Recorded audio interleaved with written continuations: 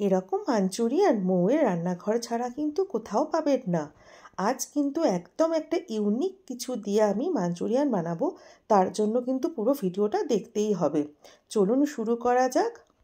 এবার বুঝতে পারছেন কী দিয়ে মাঞ্চুরিয়ান বানাচ্ছি? আজ বানাচ্ছি সুইট কর্ন মাঞ্চুরিয়ান। এরকম সুইট কর্ন ইজিলি মার্কেটে পাওয়া যায়। এটাকে জল দিয়ে আমি কিছুক্ষণ ভিজিয়ে রেখেছিলাম। তারপর এটাকে কুকারে একটা সিটি দিয়ে সেদ্ধ করে নিতে হবে। দেখুন সেদ্ধ হয়ে গেলে একটু নরমও হয়ে যায়। এবার এটাকে মিক্সির জারে দিয়ে একটু দরদরা পেস্ট করবেন, মানে একদম মিহি পেস্ট যেন না হয়, কিছুটা এরকম। এবার এর মধ্যে দিয়ে দিলাম হাফ বাটি ময়দা, 2 বড় চামচ কর্নফ্লাওয়ার, আর দেব চাল গুঁড়ি 3 থেকে 4 চামচ। এবার বেশ কিছুটা পরিমাণ গোলমরিচের গুঁড়ো মিশিয়ে দিলাম। এবার 4 চামচ মতো ভিনিগার দেবো এই পেস্টটার মধ্যে। এবার দিয়ে দিতে হবে হাফ চামচ মতো বেকিং সোডা। ভিনিগার দেওয়া আছে, এই বেকিং সোডা দিলে এটা ভালো ওকে অ্যাক্টিভেট করে দেয় আর খুব সফট একটা পকোড়া তৈরি হবে। দিয়ে এবার এটাকে ভালো করে দেখুন হাত দিয়ে মেখে নেবো। আর কোনো জল দেওয়ারও দরকার নেই, খুব সুন্দর এটা মাখা হয়ে যায়। আর দেখুন ভুট্টার দানাগুলি কিছু কিছু বড় বড়ও থাকে, যেটা টেস্টটাকে আরও বাড়িয়ে দেবে। চলুন এভাবে মেখে নিই।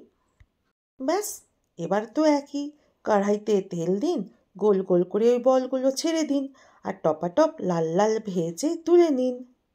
দেখুন কি সুন্দর পকোড়াগুলো ভাজা হয়ে গেছে না? এবার এগুলোকে টিস্যু পেপারের উপর আমি তুলে রেখে দেবো, দিয়ে বাকিগুলো সেম প্রসেসে ভেজে নেব।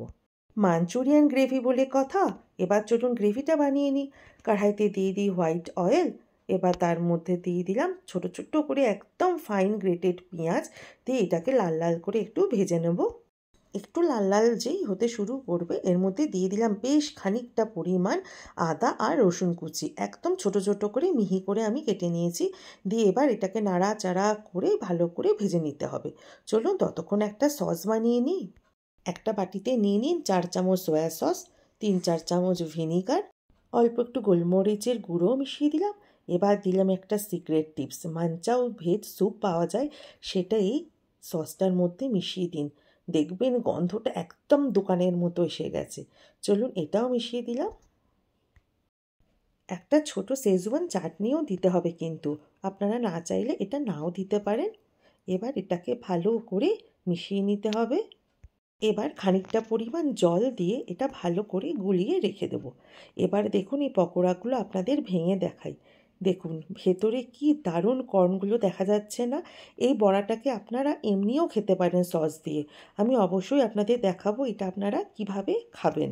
পেঁয়াজ আদা রসুন যেটা ফ্রাই করে রেখে দিয়েছি তাতে সসটা মিশিয়ে দিয়ে ওই বাটিটা ধুয়ে কিছুটা পরিমাণ জল মিশিয়ে দিলাম। এরপরে অবশ্য আমি আরও খানিকটা জল মেশাবো, কারণ ওই বলগুলো অনেকটা জল অ্যাবজর্ব করে নেবে। আমি কয়েক দানা চিনি এর মধ্যে মিশিয়ে দিয়েছিলাম। এবার 2 চামচ কর্নফ্লাওয়ার জলে গুলে এই গ্রেভির মধ্যে মিশিয়ে দিতে হবে। আমি কিন্তু আরও 1 কাপ জল আমি এর মধ্যে মিশিয়ে দিয়েছিলাম। দিয়ে ভালো করে এটাকে ফুটতে দিতে হবে। বলগুলোকে দেখে তো আর কেউ বুঝতে পারবে না এটা কর্ন মাঞ্চুরিয়ান, সেই জন্য আমি কয়েকটা সেদ্ধ করা কর্ন রেখে দিয়েছিলাম, সেটা আমি এবারে গ্রেভির মধ্যে দিয়ে দেবো। যে সেদ্ধই করাই আছে, জাস্ট একটু গ্রেভির সাথে ফুটলেই হবে। আমি বলেছিলাম না পকোড়িটা কিভাবে খাবেন, এই যে মাঞ্চুরিয়ান গ্রেভিটা বানিয়ে আনলাম এটাকেও আপনারা বাটিতে তুলে নিয়ে পকোড়ি দিয়ে ডুবিয়ে ডুবিয়ে খেতে পারেন। এভাবেও খুব সুন্দর খেতে লাগে। আমি আপনাদের গ্রেভির সাথেও চলুন করে দেখাই। গ্রেভির মধ্যে ওই পকোড়িগুলো ছেড়ে দিয়েছি বা বলগুলো দিয়ে দিলাম, ওপরে দিয়ে কিছুটা ক্যাপসিকাম কুচি। এটা খুব মাঞ্চুরিয়ানে খেতে সুন্দর লাগে। এবার একটা সার্ভিং বাউলে ঢেলে নিলাম। দেখুন তো কেমন হয়েছে, দারুণ হয়েছে না? আপনারাও অবশ্যই বানাবেন, খুবই ইজি একটা রেসিপি।